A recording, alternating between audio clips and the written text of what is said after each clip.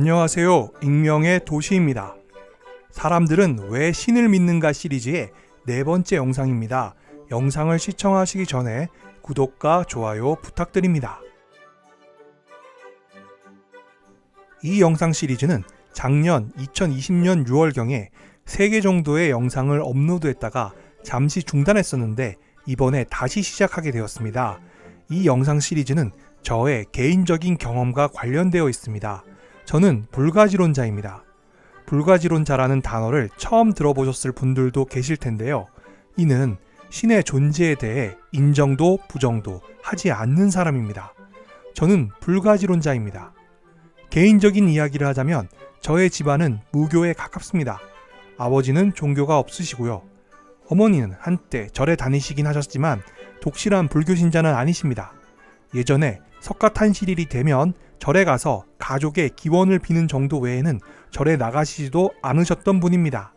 현재는 절에 나가신 지도 매우 오래되셨습니다. 그러다 보니 저는 어떤 종교도 없습니다. 물론 학창시절, 특히 초등학교 시절에 친구 따라 주말에 교회에 가본 적도 몇 번 있었습니다. 그러다 보니 종교에 대해서도 별 관심이 없었고요. 이는 대학에서도 마찬가지입니다.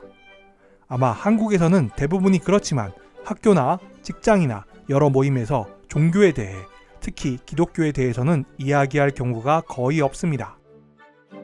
그러다가 제가 미국에 한 10년 정도 거주하게 되었습니다.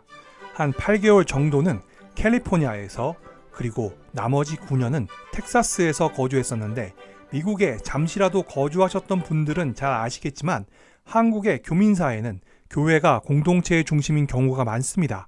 그러다 보니 캘리포니아와 텍사스에 거주할 때 한국인 교회에 나가게 되었습니다. 왜냐하면 교회에 나가면 한국인들을 사귀기가 쉽고 여러 도움을 받기 쉽기 때문입니다. 그리고 때로는 미국인 교회도 나가보았습니다. 여기에서 저는 새로운 경험을 하게 되었는데 일주일에 1회 이상 성경 공부 모임에 참석하게 되었습니다. 그것도 미국 교회와 한국인 교회 모두에서 말입니다. 그러다 보니 구약성서와 신약성서를 1회 완독하게 되었고요. 중요한 것은 그렇게 성경을 1회 완독하고 성경 공부 모임에서 제가 성경을 읽고 궁금한 점 등 여러 가지를 질문하고 답변을 듣고 다시 질문하여서 다시 답변을 듣게 되었습니다. 한 번은 제가 구약성서의 첫 번째 책인 창세기를 읽고 당시 한국 교회의 목사님에게 메일로 질문을 써서 보냈는데 무려 메일 작성에만 2시간이 걸렸던 적도 있었습니다. 그런데 저는 기독교인이 되지 않았습니다. 오히려 공부를 열심히 하다 보니 기독교, 아니 종교에 대해 긍정적이지 않은 결론을 내리게 되었습니다. 저의 질문에 답변을 해주신 목사님들이나 다른 신자분들의 답이 불성실했거나 그들의 행실이 잘못된 것도 아니었습니다. 그런데 저는 종교를 믿지 말아야겠다는 결론을 내렸습니다. 저는 신의 존재를 인정하지 않습니다. 그렇다고 부정하지 않습니다. 왜냐하면 신이 존재한다는 증거나 과학적 사실을 발견하지 못했지만 그렇다고 신이 없다는 확신도 얻지 못했습니다. 단지 결론을 유보한 셈이었죠. 그러다가 저는 스캡틱스, 다시 말해 회의주의자가 되기로 했습니다. 물론 저는 과학자도 아니고 연구자도 아닙니다. 단지 확정적인 결론을 내지 않기로 결심한 것입니다. 그러다가 유튜브를 시작하던 초기에 사람들은 왜 신을 믿는가라는 영상 시리즈를 시작해서 영상을 3개 정도 업로드했다가 다른 주제가 더 재밌을 것 같아서 잠시 중단하였던 것입니다. 그러다가 최근에 다시 이 문제에 대해 관심을 갖게 되는 사건이 발생했는데 첫 번째는 아프간 사태입니다. 탈레반이 아프간 민주정부를 무너뜨리고 정권을 다시 잡게 되었습니다. 물론 여기에는 미군의 철수가 결정적이긴 합니다. 아무튼 탈레반이 정권을 잡고 여러 비인권적인 행위를 하는 것을 언론을 통해 접하게 되었고, 또 하나는 밤에 잠깐 심심해서 TV를 시청하다가 1992년에 있었던 다미성교회 사건과 관련된 프로그램을 시청하게 되면서 다시 이 주제와 관련해서 내용을 정리해서 영상을 만들어 봐야겠다고 생각했습니다. 왜 사람들은 신을 믿을까요? 그리하여 작년에 올렸던 3개의 영상에 이어서 다시 영상 시리즈를 업로드할 예정입니다. 물론 이미 저의 채널을 구독하시는 분들은 잘 알고 계시겠지만 이미 업로드하고 있는 영상 시리즈가 많아서 영상을 자주 업로드하지는 못할 것입니다. 그렇지만 꾸준히 업로드할 예정이니 관심을 갖고 지켜봐 주셨으면 감사하겠습니다. 오늘은 사람들은 왜 신을 믿는가 시리즈의 4번째 영상으로 주제는 고고학적 발견이 나의 신이 존재한다는 것을 증명한다입니다. 과연 그럴까요? 고고학은 역사의 진실을 밝혀줍니다. 그래서 누군가가 그의 주장을 뒷받침할 고고학적 증거를 발견하게 된다면 그것은 분명한 의미가 있습니다. 신의 존재를 믿는 일부 사람들은 고고학이 그들이 믿는 신의 존재를 증명했다고 주장합니다. 그것은 매우 대담한 주장입니다. 그런데 사실은 고고학은 신의 존재에 대한 증거를 제공하지 않는다는 점입니다. 전 세계에서 수천 건, 아니 수만 건의 유적 발굴이 이루어졌고 신의 존재에 직접적인 증거가 되는 유물은 단 한 점도 발견된 적이 없습니다. 오히려 고고학자들이 발견한 것은 과거에서부터 인간이 신을 믿었다는 증거일 뿐입니다. 성서 고고학은 오늘날 전문가 집단, 클럽, 책, 잡지, 웹사이트, 다큐멘터리, 심지어 고고학을 주제로 한 성지 탐방을 만들어내는 산업입니다. 오래된 모래밭에서 신을 찾는다는 것은 많은 신자들에게는 거부할 수 없는 일인 것 같습니다. 그러나 사실은 대부분의 세계의 전문 고고학자들은 자기 분야에서 개정할 여지가 없는 정해진 결론, 다시 말해서 신이 존재한다는 결론에 맞추려는 증거를 찾는 사람을 그들의 영역에서 인정하지 않습니다. 고고학은 과학이고 신성한 책, 다시 말해 성경에서 그것을 지지하든 지지하지 않든 어떠한 증거도 받아들이려고 하는 학문의 영역입니다. 물론 종교를 믿는 고고학자들도 존재할 것이고 그들이 무능하다고 주장하는 것은 아니지만 만약 그들이 그러한 동기만을 갖고 유적지를 파는 것이라면 문제라고 생각합니다. 재미있는 사실은 신들의 존재를 입증할 단 하나의 발견이 없음에도 불구하고 일부 신자들은 고고학이 그들의 주장을 확인했다고 생각합니다. 많은 몰몬교 신자들은 몰몬교의 창시자인 조셉 스미스의 주장이 모두 사실이라고 믿으며 고고학적 증거에 근거한다고 주장합니다. 1820년대 초에 뉴욕주에 거주하는 동안 스미스는 모로나이라는 천사를 통해 황금판을 발견했다고 말합니다. 그는 이 황금판을 번역하였습니다. 이 번역본은 현재 몰몬교의 성서가 되었습니다. 문제는 그 황금판은 발견된 적이 없습니다. 몰몬교 신자들은 고고학적 발견으로 모든 것이 사실임을 확인했기 때문에 금판이나 몰몬교의 성경을 믿기 위해 신앙에 의존할 필요가 없다고 주장한다는 것입니다. 그러나 중요한 점은 어떠한 고고학자도 몰몬경에서 초자연적인 주장을 확증하는 어떤 것도 발견하지 못했다는 것입니다. 이는 몰몬교 신자에게만 해당되는 이야기는 아닙니다. 이슬람교 신자, 카톨릭 신자, 개신교 신자, 유대교 신자, 힌두교 신자도 자신들의 믿음에 대해서는 몰몬교 신자와 동일한 주장을 한다는 것입니다. 그들의 주장에 의하면 고고학은 신을 여러 번 발견한 것처럼 보이지만 실제로 그럴까요? 많은 신자들은 고고학이 자신들이 믿는 신의 존재에 대한 확실한 증거를 드러냈다고 주장하지만 그들은 착각하고 있습니다. 어떤 고고학적 발견도 초자연적인 것을 증명하지 못했습니다. 고고학에는 하나의 신, 하나의 기적, 하나의 천사, 하나의 악마에 대한 증거를 제공하는 어떠한 발견도 없었습니다. 이것은 사실입니다. 모든 과장된 광고와 신자들의 주장에도 불구하고 지금까지 발견된 수백만 점의 유물 중 단 한 점의 유물도 신의 존재를 가리키는 것은 없습니다. 그렇다면 이 신자들은 무슨 이야기를 하고 있는 것일까요? 저는 그들이 거짓말을 하고 있다고 생각하지 않고 그들이 바보라고 생각하지는 않습니다. 그들은 자신들의 종교가 진정한 종교라는 것을 세상에 보여주려고 필사적으로 노력하는 사람들, 아마도 종교 지도자들에 의해 현혹되었을 가능성이 높다고 생각합니다. 그들이 주장하는 것은 발견된 유적지의 존재로 이것들은 그들의 믿음 체계 내에 여러 이야기들에 부합하기는 하지만 그 유적이 신이나 초자연적인 것에 대한 증거를 제공하는 것은 아닙니다. 그리고 그러한 내용들은 편파적인 기자에 의해 작성된 가짜뉴스에서 발견의 중요성을 과장한 것입니다. 현상을 회의적으로 바라보고 검토하는 능력이 부족한 신자들은 열정적으로 그것을 받아들이고 그것을 기반으로 누구에게나 가짜 주장을 반복합니다. 저는 신자들과 여러 번 이야기할 기회가 있었는데 그러한 고고학적 발견에 대해서 이야기하는 신자들에게 그렇다면 당신에게 신이 진짜 존재한다는 것을 증명하는 가장 인상적인 고고학적인 발견을 제시할 수 있습니까? 라고 물어봅니다. 그러면 보통 일반적인 신자들은 침묵합니다. 그러나 어떤 사람들은 사회 문서를 사례로 제시합니다. 저는 이 문서를 실제로 본 적은 없지만 온라인으로 이 문서에 대해 찾아본 적이 있습니다.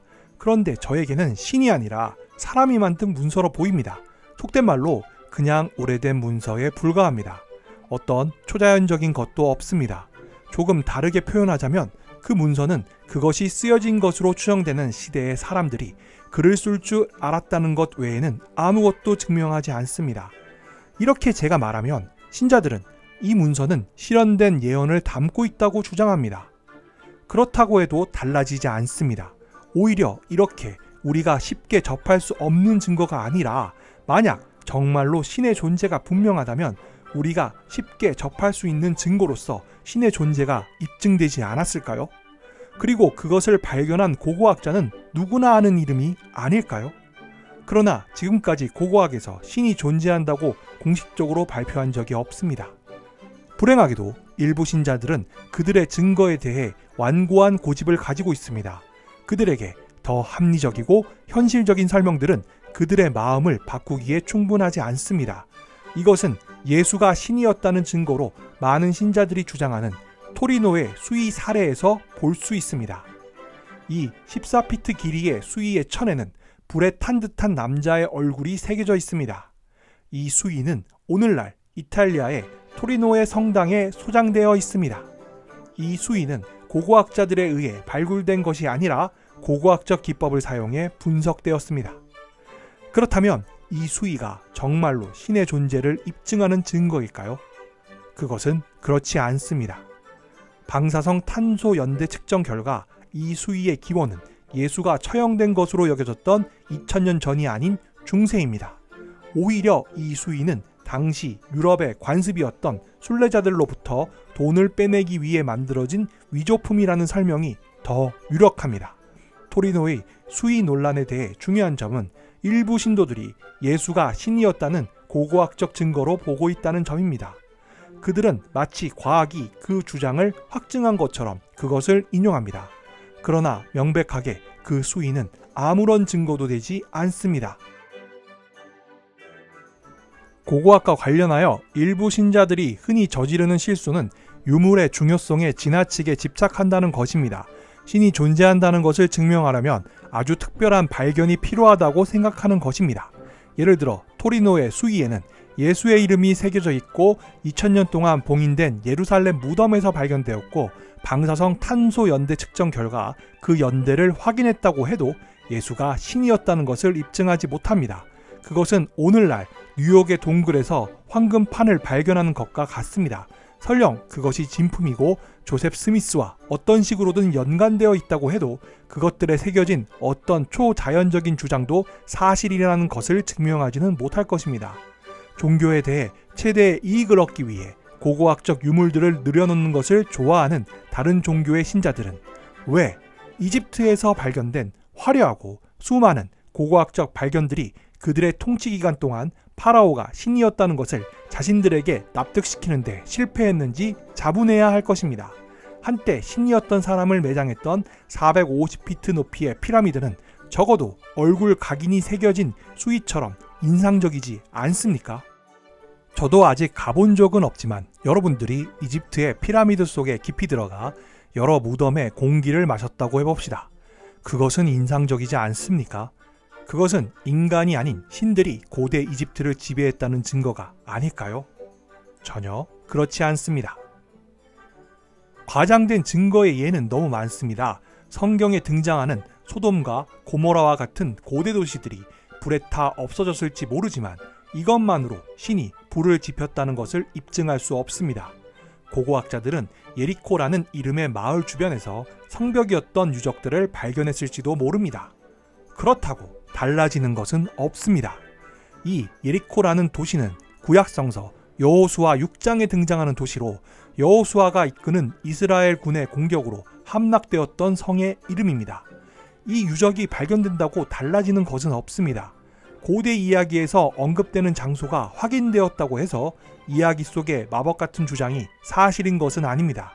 한때 벽의 일부였던 돌들은 그곳에서 초자연적인 일이 일어났다는 증거가 아닙니다. 눈을 돌려봅시다.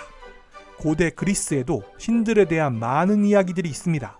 그 이야기들의 이름이 붙은 장소들의 고고학적 발굴이 제우스와 아테네가 실존했다는 것을 증명합니까? 물론 아닙니다. 사람들이 그들의 신화를 작성할 때 익숙한 환경, 즉 실제 장소를 사용하는 것은 흔한 일입니다. 그러나 이것이 전체 이야기가 사실이라고 단정할 수 있는 이유가 될 수 없습니다. 고고학이 종교적인 주장을 뒷받침한다는 생각은 잊어버릴만 하면 정기적으로 대중매체에 등장하는 잃어버린 도시 아틀란티스 발견이라는 제목의 기사를 떠올리게 합니다. 이는 비유하자면 매년 스쿠버 장비를 착용하고 많은 시간을 할애하는 어떤 남자가 아틀란티스 대륙을 발견했다고 발표하는 것과 같습니다. 만약 태평양이나 대서양에서 그러한 도시의 흔적을 발견한다면 그것은 대단한 뉴스거리가 될 것입니다. 그러나 이 이야기들은 사실이 밝혀지면 언제나 별로 흥분할 것이 없는 것으로 밝혀졌습니다.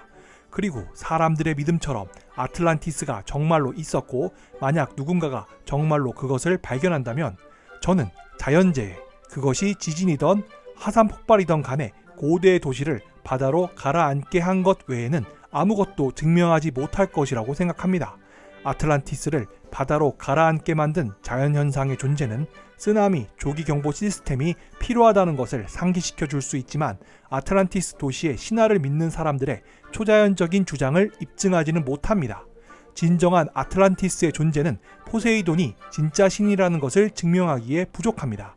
그리고 만약 바다 밑에서 유물이 발견된다고 해도 그것은 신에 대해 아무것도 증명하지 못합니다. 저는 성서 고고학, 이슬람 고고학, 힌두교 고고학, 불교 고고학, 몰몬교 고고학, 그리고 그 어떤 종교의 고고학도 반대하지 않습니다. 그들이 정직하고 동일한 과학적인 고고학 방법론을 준수하는 한 그들의 연구로부터 얻어진 새로운 역사적 발견을 인정할 것입니다. 우리 모두는 과거에 대한 더 많은 지식으로부터 혜택을 얻습니다. 그들이 우리의 공유된 과거에 대해 무언가 의미 있는 것을 밝혀낸다면 그들의 신념이나 종교에는 신경 쓰지 않습니다. 그러나 특정한 결론만을 뒷받침하는 목표가 항상 객관성을 위협하기 때문에 믿음에 기반한 고고학적 노력은 본질적으로 위험합니다. 이러한 편견은 고고학자들이 몇몇 발견을 과장하고 다른 발견을 무시하게 만드는 것입니다. 우리가 해야 할 것은 최대한 주의 깊게 읽고 신의 존재를 뒷받침하는 듯한 발견에 대한 보도에 대해 회의적으로 생각하는 것입니다. 새로운 발견은 정말로 신의 존재에 대한 증거일까요? 아니면 고대 신자들이 남긴 또 다른 유물일까요?